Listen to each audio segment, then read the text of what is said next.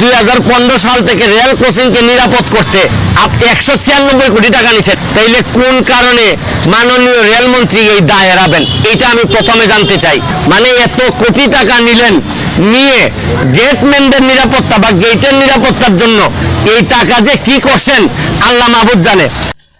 আসসালামু আলাইকুম ওয়া রাহমাতুল্লাহি ওয়া বারাকাতুহু। দর্শক মণ্ডলী, আপনাদের মাঝে আবারও হাজির হলাম নতুন আপডেট একটি নিউজ নিয়ে। দর্শক, আপনাদের মাঝে কথা বলতে চাই ব্যারিস্টার সুমন ভাইকে নিয়ে। ব্যারিস্টার সুমন তিনি সংসদে দাঁড়িয়ে রেলমন্ত্রীকে নিয়ে তিনি কি কথা বললেন? তিনি রেলমন্ত্রীর সকল দুর্নীতির কথা তুলে ধরলেন, যে বর্তমানে আমাদের রেলের কি অবস্থা, বর্তমান রেলমন্ত্রীর যে অবস্থা হয়েছে, আমাদের রেলগুলোর সেই অবস্থা হয়েছে।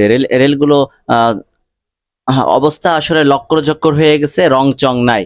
এই বিষয় তিনি তুলে ধরেছেন যে বর্তমান রেলমন্ত্রী তিনি কি কর্মকাণ্ড করছেন, তিনি কি কাজকাম করছেন, সব বিষয় নিয়ে তিনি সংসদে তুলে ধরেছেন। দর্শক, তাহলে আমরা বেশি কথা বলবো না, আমরা মূল ভিডিও চলে যাব যে ব্যারিস্টার সুমন তিনি রেলমন্ত্রীকে নিয়ে কি কথা বললেন। তাহলে চলেন আমরা মূল ভিডিও চলে যাই।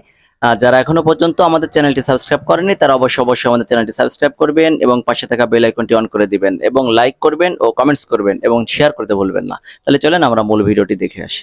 2015 সাল থেকে রেল ক্রসিংকে নিরাপদ করতে আপনি 196 কোটি টাকা নিছেন, তাইলে কোন কারণে মাননীয় রেলমন্ত্রী এই দায় এড়াবেন? এটা আমি প্রথমে জানতে চাই। মানে এত কোটি টাকা নিলেন, নিয়ে গেটম্যানদের নিরাপত্তা বা গেটের নিরাপত্তার জন্য এই টাকা যে কি করছেন আল্লাহ মাহবুব জানে। আপনাদেরকে আরেকটা কথা বলতে চাই, মাননীয় রেলমন্ত্রী আর বাংলাদেশের রেলগুলো দেখলেই দেখবেন একদম পুরাতন। মাননীয় রেলমন্ত্রীর শরীরের অবস্থা আর রেলের অবস্থা প্রায় সেম, যার কারণে দুইটাই বড় কষ্ট হইতেছে চলতে। আমি বলছি না যে মানুষ বয়স বেশি হইলেই দুর্বল হয়ে যায়, কিন্তু মনের মধ্যে যে শক্তিটা থাকতে হয়, এটা আমাদের এই মাননীয় রেলমন্ত্রীর নাই। অনেক বুড়া বয়সের মানুষের মধ্যেও অনেক তারুণ্য থাকে, কিন্তু এটা ওনার মধ্যে নাই। আরেকটা জিনিস হচ্ছে গিয়ে, মাননীয় প্রধানমন্ত্রী আমাদের যাদেরকে মন্ত্রী বানাইছেন এর মধ্যে অনেকেই তারা মনে করেন যে মাননীয় প্রধানমন্ত্রী মানে এটা একটা পুরস্কার দিচ্ছেন, বাসায় বসে ছেলে মেয়ে নিয়ে সংসার করতে হবে, আর এই পুরস্কারটা 5টা বছর ভাতা মনে করে খাইতে হবে। আরে এটা তো ভাতা না, পুরস্কার না, এটা দায়িত্ব দিয়েছেন মাননীয় প্রধানমন্ত্রী। এখন আপনাদের কর্মকাণ্ডের কারণে পুরো সরকার বিতর্কিত হইতেছে, কারণ মাননীয় মন্ত্রী আপনাদেরকে ভালো মনে করে বানাইছেন। আপনারা সততার সাথে, যোগ্যতার সাথে আপনারা রেলটার সামনের দিকে নিয়ে যাবেন। খালি ইয়েস করার জন্য আপনাদেরকে বানান নাই, আলটিমেটলি ইয়েস করে দেশটার 12টা বানাই ফেলতেছেন আপনারা। আজকে যে 12টা 11টা ছেলে মারা গেছে, আমি হরফ করে বলতে পারি 11টা ছেলেই মাননীয় রেলমন্ত্রীর চেয়ে বেশি কোয়ালিফাইড। আপনারা খবর নিয়ে দেখেন, এরা বাংলাদেশের মাননীয় রেলমন্ত্রী। আমি সম্মান রেখে বলছি, আপনি আজকে মারা গেলে বাংলাদেশের খুব বেশি ক্ষতি হবে না, কিন্তু যে 12টা ছেলে মারা গেছে আপনারা একবার বিবেচনা করে দেখেন। আজকে আমার ভাই, যে ছেলেটার মা বাবা জানে কি হারাইছে, একমাত্র এই ছেলেটা ইনকাম করার সম্ভাবনা ছিল, এরা জানে কি হারাইছে। গেটম্যানে মামলা দিয়ে মনে রাখেন দুনিয়াতে রাজত্ব করতেছেন। তো আপনারও তো রেলমন্ত্রী, মাননীয় রেলমন্ত্রী, আপনারও ছেলে মেয়ে আছে, ব্যারিস্টার বানাইছেন, সুরক্ষিত করছেন এদেরকে, কিন্তু কাদেরকে অরক্ষিত করে দিচ্ছেন একবার বিবেচনায় নেন। আমার কথা পছন্দ হবে না, আমারা ধ্বংস করে দেন, কিন্তু নিজেরা শুধরাই যান।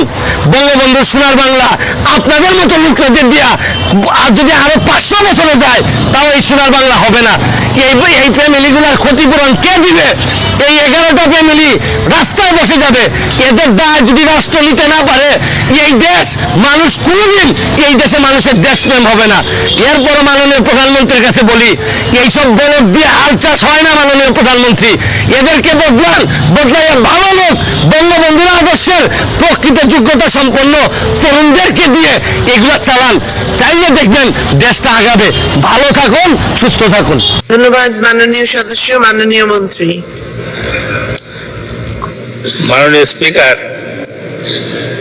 এই আখাউড়া থেকে সিলেট রেলপথটি ডবল গেজ করার জন্য এর আগেই টেন্ডার হয়েছিল, কিন্তু করোনাকালীন সময়ে এটা পিছিয়ে যায়, এটা নিয়ে এখন কাজ চলছে। এটা দ্রুত এই রেল লাইনের কাজ সম্পন্ন করার জন্য আমরা চেষ্টা করছি। আমাদের সংসদ সদস্য বলেছেন যে উনি জানেন যে রেলওয়েতে লোকবলের অভাব রয়েছে, আমাদের স্টেশন মাস্টারের অভাব রয়েছে, গার্ডের অভাব রয়েছে। মাননীয় প্রধানমন্ত্রী অতি দ্রুত লোকবল নিয়োগ করে তাদের প্রশিক্ষণের মাধ্যমে এই স্টেশনগুলো চালু করার ব্যবস্থা করতে নির্দেশ দিয়েছেন। আমরা দ্রুত লোক নিয়োগ করে তাদের ট্রেনিং দেওয়ার পরে আমরা এই স্টেশনগুলো চালু করব ইনশাল্লাহ। আপনি জানেন যে বিএনপিরা বলে সারা দেশের মতো রেল লাইনকেও ধ্বংস করার জন্য আপনার গোল্ডেন হ্যান্ডশেকের নামে আমাদের দক্ষ জনশক্তি ধ্বংস করে দিয়েছিল এবং আমাদের অনেক রেল লাইন তারা তুলে নিয়ে গিয়েছিল বন্ধ করে দিয়ে। আমাদের মাননীয় প্রধানমন্ত্রী ক্ষমতা গ্রহণের পরে রেলপথ সম্প্রসারণের জন্য ব্যবস্থা করেছেন। আমাদের নতুন নতুন ক্যারেজ আমদানি হচ্ছে, আমাদের ইঞ্জিন আমদানি করা হচ্ছে। এত সময় ধরে আপনারা সম্পূর্ণ ভিডিওটি ধৈর্য করে দেখেছেন এবং ব্যারিস্টার সুমন সাহেব তিনি রেলমন্ত্রীকে নিয়ে কি কি তথ্য তুলে ধরেছেন সেই বিষয়গুলো আপনারা ভিডিওটি দেখে বিস্তারিত বুঝতে পেরেছেন। দর্শক, তাহলে আজকের মতো ভিডিও এখানে শেষ করছি। সকলে ভালো থাকবেন, সুস্থ থাকবেন। আল্লাহ হাফেজ।